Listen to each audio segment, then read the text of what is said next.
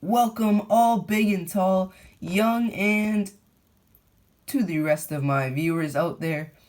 Unfortunately, before we get to the good stuff, we gotta pay the bills. With that being said, this video is sponsored by the one and only Cracker Jack Stadium, located on 620 Niagara Street, Welland, Ontario. They cover everything from sports cards to Pokemon cards and even the hot game card out right now, which is Magic. I think that's a pretty good advertisement, but I may be missing something, so go check out their website at crackerjackstadium.com or hit up their email at cards@crackerjack.com. Crackerjack Stadium, my bad. Thank you to Mr. Brad Noyes, the manager, CEO, general manager, whatever you want to call the guy. So, moving on to Miami Mixed Media, covering everything from embroidery, custom clothing, and apparel. They have it all. So, go visit them at mymixmedia.com or call them at 305 504 8666. Finally, no more advertisements, and let's get to the video. Let's see. All right. Welcome to another episode of Behind the Grind. Joining me today is Tristan Connelly. How's it going today, Tristan? Going good, man. How you doing? I'm not doing too bad. So, it's been about roughly 3 weeks since your UFC debut. Can you explain how you're feeling and if there's any bumps, cuts, or bruises we should be aware about? No, nothing really. My ribs were a little sore after the fight from all of his teeps there. A guy could probably jump 6 feet in the air without trying and long legs. So they during the fight it was fine, but after my ribs were a little sore. So it's all pretty much all healed up now. I've been staying in shape, just keeping my diet good. So I'm ready to get another fight signed here so I can get back in there as soon as possible. Awesome. So, how was the weight cut for the fight this past week? Not hard. No. I did all of the normal stuff I do to cut to make 55, like with keeping my sodium low, water loading, having no carbs. But I just ate way more protein and fat all week. So I was actually eating, like the UFC took care of all my food, and so I just wasn't hungry. I got to eat. I just had to be careful with what I eat because Yeah. carbs and fiber make you hold water. Not having sodium. Like I walked into the fight about 178, I think, which is pretty much the same when I'm at lightweight. I've been heavy. I've been up to 184 from lightweight on Really? fight day. So yeah, I mean, I was 178, which is pretty average for what I am at lightweight. So basically, I woke up the morning of a couple pounds under 170, and I had a little water and food and went up right to 170 and weighed in at 169.5. It was easy. Yeah. So, were you actually expecting the fight to play out as it did with his awkward fight style? Yeah, totally. I knew, like, cause I mean, from what we saw in his UFC debut, like we knew that he was flashy. But if you look back to when he fought in Road FC, he was even more like just flipping and jumping and even crazier stuff, right? Like when he Yeah. hung off the cage in one fight and flipped off it. So I was expecting all that. Yeah. I knew it would take a lot of energy. I know how to stay safe from that and just let him wear Mhm. himself out a bit and then put the pressure on him. So, is that how you say you would approach a fight like that? Yeah, yeah. Not necessarily every fight I'm going to approach like that. It Mhm. depends who I'm fighting, but I knew that was the game Of plan course. for the guy, and worked like to a T. Hmm. So, do you believe that put more eyes on the fight the way he was fighting? Oh, for sure. If he didn't do that, I don't think that many people it would be like, oh, he won the fight. Like it wouldn't have been nearly as exciting. What made it like I actually give him probably more credit for everything I've gotten than myself. Like I just went in there and fought as a fighter fights him, right? I just had a game plan, Mhm. pretty I have some strengths of my own that really helped me follow the game plan. Like I'm a pressure fighter. I come forward. I'm comfortable with getting hit. I'm not like I really I feel comfortable in the pocket coming forward. So and I have great cardio. So I'm not the most Yeah. explosive guy. I'm not the fastest, but I don't stop. I'm durable. I'm well-rounded everywhere. Like I'm good on the ground. I'm good on the feet. I'm not amazing anywhere, but I'm a jack of all trades. And I knew a guy like that would come out and burn a lot of energy early on would fade, and like people say he gassed. I wouldn't say he really gassed. He just Of course, yeah. he slowed down enough that I Mm. was able to keep a pace on him that he couldn't recover from. So Yeah. like he was still fighting at the end of the fight. He couldn't keep up with what I was putting on him at that point. For sure. Fair enough.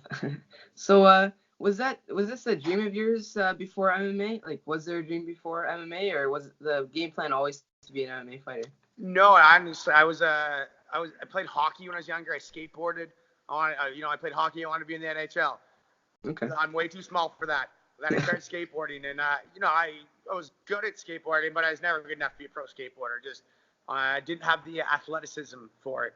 But fighting came along, I just fell in love with it right away. And one of the great things about fighting is everyone, like, I mean, I'm an athlete in the sense that, like, I was always good at cross country. I was always good at long distance.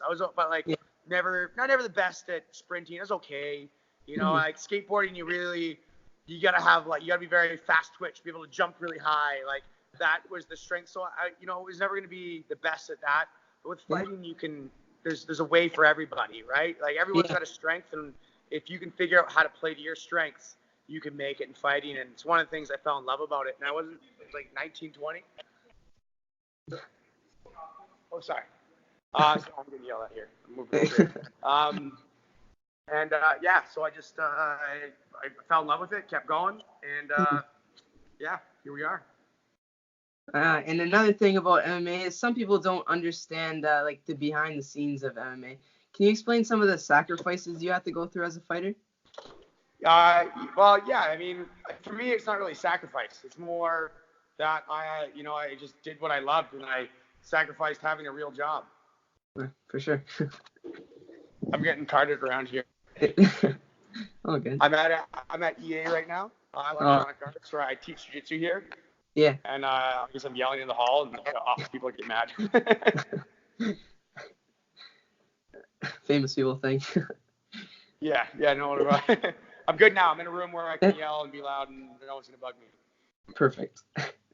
So, would you say it affected you at all that you had to take your UFC debut on short notice?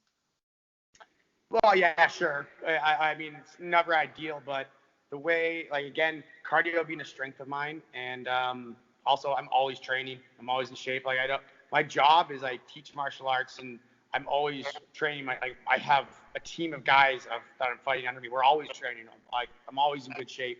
I knew the UFC was coming. Like, I was planning on being ready if I got a call, so it wasn't like I wasn't like expecting anything. I was being ready for lightweight though, so like I was still dieting and everything as though I was fighting at lightweight. Though the motivation's not there when you don't have a fight, right? When you know you have an end date in mind, you have a fight, you're training a little harder. So I wasn't training as though I had a fight; it's just training normal, which is better for them. Like it's good, man. I could take a fight on 5 days. No, like 3-round fight, not a big deal. I've pretty much only been in 5-round fights for the last multiple years, except for one other short notice fight. So 3 rounds, yeah. I could do 3 rounds in my sleep. And what would you say your strongest fighting style in MMA is?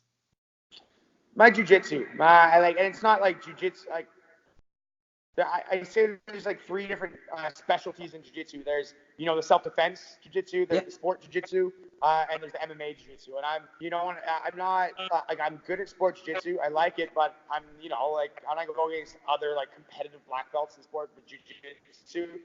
I hold my own, but I'm definitely not all the time. And like self-defense, I know how the self-defense, the basics, but again, not my strengths. But jiu-jitsu for MMA. Like I wouldn't say I'm a wrestler, but I'm very top position heavy. I got a great guard. I'm very comfortable off my back, and from all bad positions, I'm very comfortable. But I want to be on top, and I want to be able to punch and do damage and open up the submissions that way, rather than hunting for a submission so much. Just grappling. I want to hurt you and make you open up, and then you're going to give me the submission at that point. Okay, cool. And I know because my brother's an MMA fighter. How was your family's reaction when you told them you wanted to be a fighter? Well, I don't think they ever. I never told them my first fight. It was more I told them, yeah, I'm having. They're like watching someone else. Something like, you fought this weekend. I was like, yeah, I won. Yay. but they saw me getting into martial arts. They didn't expect me doing this, and like I didn't either. Like I got into jiu-jitsu because I was like, oh, this is cool, this is fun, and then tried some kickboxing and like that. It was fun, and then it ended up getting like, hey, you want a pro fight? I was like, oh, okay. And I took it and I won, and I just fell in love with everything. And obviously, they weren't thrilled. They still are not thrilled, but they're insanely supportive and proud. Like they never tell me not to do it. They know it's what I love to do, and they know that I'm happy doing it, so they support me. Awesome. So I don't want to take too much time out of the rest of your day, but before I let you go here, where can we find you on social media? And is there anyone you'd like to give a quick shout out to? The stage is all yours. Yeah, thanks, man. My Instagram and Twitter, both MMA Tristan. Give me a follow on there. I'm trying to really keep things updated there. I haven't been the best in social media in the past, but I'm really trying to put an effort to have a bigger showing on that. And I'm talking to like some videographers and photographers, and really to do more to give more content on that. My wife helps me a lot with all of it already, and so I got to thank her for more reasons just that. But my wife, she kills it. Like I don't post anything on my page, she does it for her. She's like, no, this picture doesn't look good next to that picture, or that. Like, you got to tag this. I'm like, okay, just you do it.